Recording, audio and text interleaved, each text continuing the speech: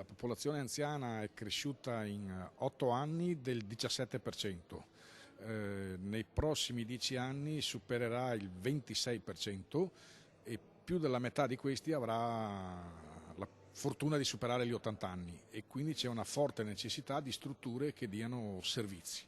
Un numero di anziani in costante aumento, con il problema che nelle case di riposo i posti letto non bastano. Sono 45 le strutture per anziani convenzionate in provincia di Treviso, per un totale di oltre 5.000 posti letto. Gli anziani che possono accedervi tramite contributo regionale sono però inferiori al numero di posti disponibili. Di questo si è parlato oggi a Conegliano presso la casa di riposo Fenzi, un dialogo fra enti pubblici e privati del territorio, realtà associative ed operatori del settore, in vista anche del possibile accorpamento dei centri di servizio per anziani nella Marca. Alla luce della recente riorganizzazione della sanità regionale e della proposta di riforma delle IPAB, l'assessore regionale ai servizi sociali Manuela Lanzarin ha spiegato come il Veneto potrà disporre di una rete potenziata di centri residenziali aperti al territorio, in grado di offrire alle famiglie servizi migliori e diversificati, con un risparmio per l'intera collettività.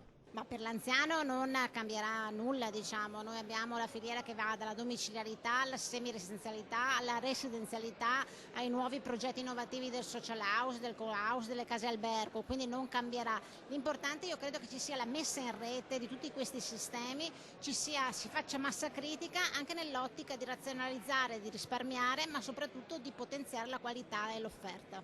Perché sappiamo benissimo che tra i servizi e il costo del personale oggi i due incidono oltre il 60%, per cui facendo il sistema in questo modo riusciamo a mantenere i servizi che oggi abbiamo nel territorio.